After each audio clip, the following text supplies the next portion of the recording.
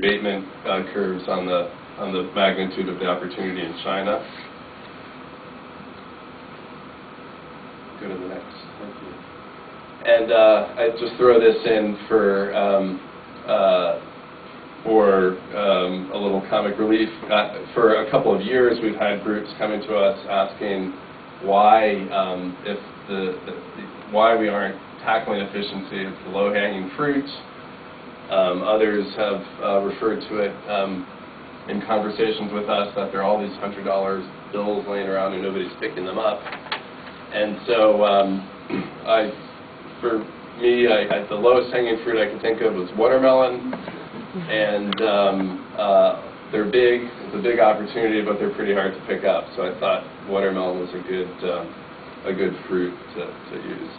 Just briefly, our background here: we've spent 20 years leasing in the mush market in the U.S. So we have experience in this space in three areas. One is in leasing. The mush market is the municipal, university, schools, hospitals.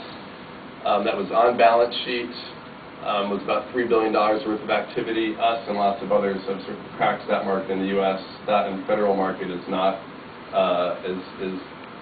not the challenge here. It's other asset classes that we're trying to work on. That middle column is just to point out that we do this for our own facilities, and so we have some pretty deep technical expertise in understanding where the opportunities lie and how to exploit them. And then this last column, I think, is an interesting one. I just want to spend a minute on that, and that is one of the turning points for us in terms of understanding efficiency as an opportunity was a dialogue we had with a number of our clients and NGOs in the U.S. and several other banks around principles for investing in coal-fired power in the U.S., which came under a lot of pressure from advocacy groups and others several years ago. And so we put principles together with a number of other financial institutions, and those principles had us call for maximizing or exploiting efficiency first, then renewables, and then mitigating fossil-based power. But what was most interesting about that exercise was the diligence that we developed. And on the efficiency side, what we ask now of project developers who are or putting forward or developing fossil-based coal-fired power in the U.S., we ask to what extent they have assessed the efficiency opportunity in the service market of the proposed asset, so that we have a sense or an understanding as to whether or not that asset could be competed against by somebody coming in and exploiting efficiency or undermining that asset. I would say that it's probably, I would say the efficiency market in the U.S. is probably a little bit too nascent yet for that to actually be the case, but it was a helpful exercise for us to go through in terms of understanding and framing efficiency as a real opportunity. Let's see, I'm going to skip this one. This is, just briefly, this is the leasing structure that we've been doing for about 20 years in the mush market. Let's go to the next slide. So these are, the barriers, there are a number of them. I've chosen some of the more significant ones for us. Again, these may be obvious, but it's probably worth just walking through them briefly. One is just simply access to capital. And in many cases, clients and groups that we're speaking with ideally want off-balance sheet, non-recourse solutions. The other barriers for us, one is just scale. I'm looking at the top left corner here, is there a sufficient pipeline of activity for us that warrants us putting out a warehouse facility and then being able to take it out with a capital market solution? So it's not clear to us yet in the U.S. that pipeline is there, although it's emerging.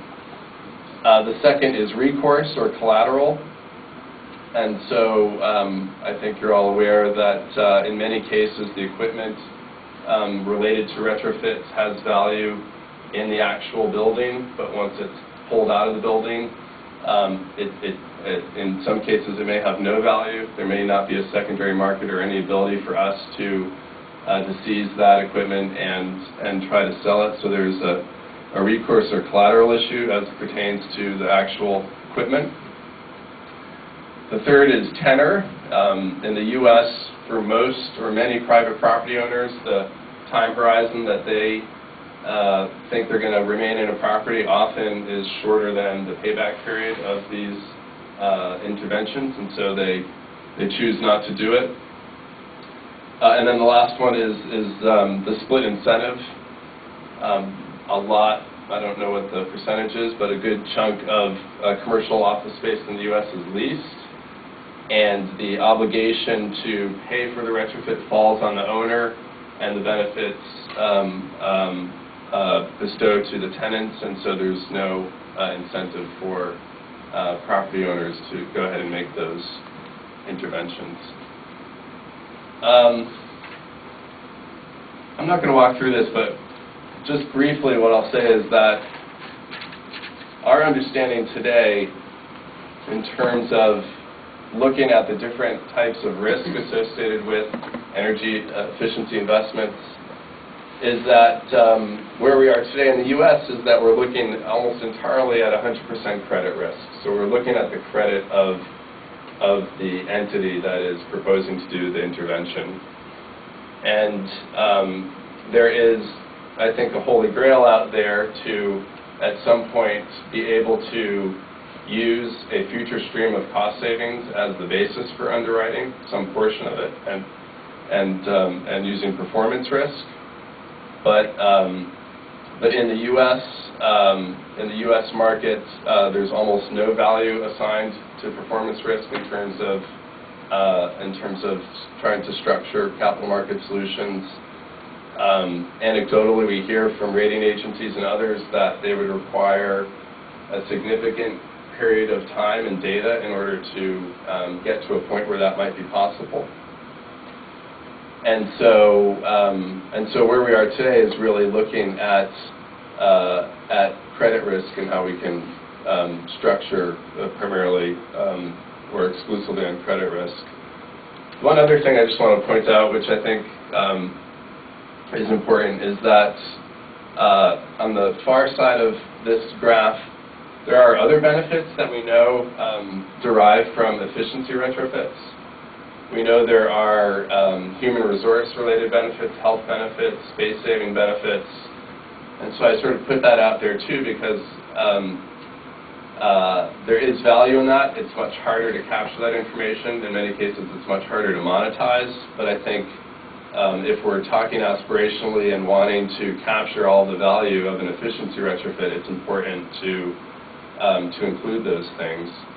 I know from speaking with my colleagues who do the facilities at City, they know that people in our colleagues that work in retrofitted buildings have lower absentee rates, higher performance, better retention, a whole host of things, and that we spend about 8 times per unit of space. Our human resources costs are about 8 times our physical capital costs. So theoretically, we're making decisions to retrofit properties based on a fraction of the value, theoretically. But it's how do you capture that in a way that is meaningful and meaningful over the long term to investors.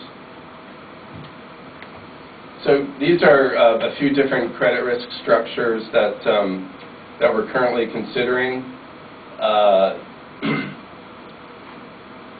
The first one involves small enough entities that we're easily able to do the credit risk. They're rated, or we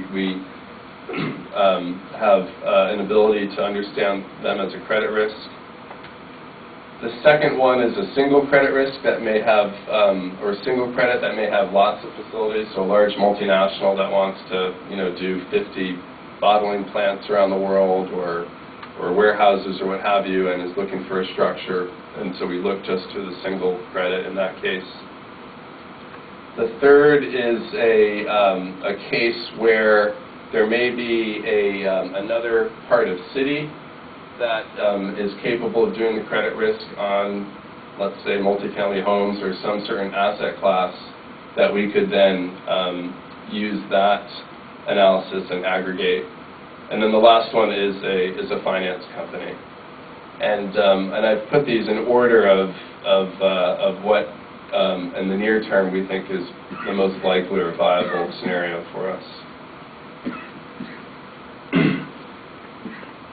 So this is, are any of you familiar with PACE, Property Assessed Clean Energy?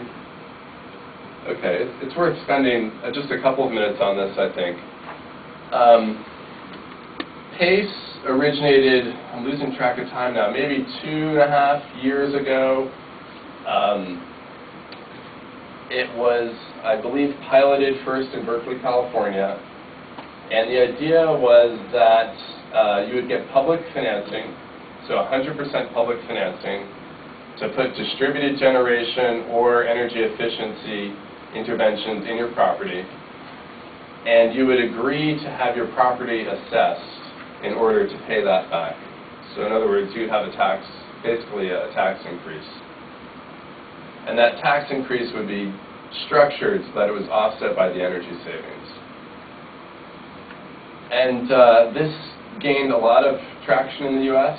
There were a number of communities. In California, I think Sonoma County had the largest program. There are about 1,000 properties in Sonoma County that have PACE liens on them.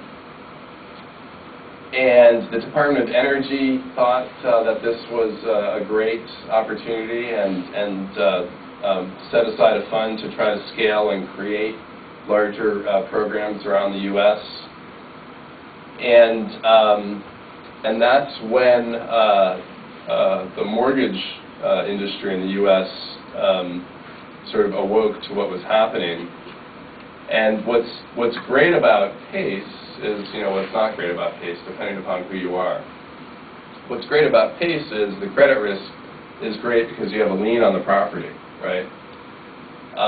But liens are senior to mortgages. So if you're the mortgage holder, you're not very happy. In fact, you're, in their case, in the case of Fannie and Freddie, the GSEs in the U.S., you think it's illegal. There's a claim that it's illegal, that you can't, if you have a mortgage, you can't take loans that are senior to the mortgage. And so there's a fair amount of litigation now unfolding in the U.S. There are attorney generals that are suing Fannie and Freddie and trying to keep PACE alive. And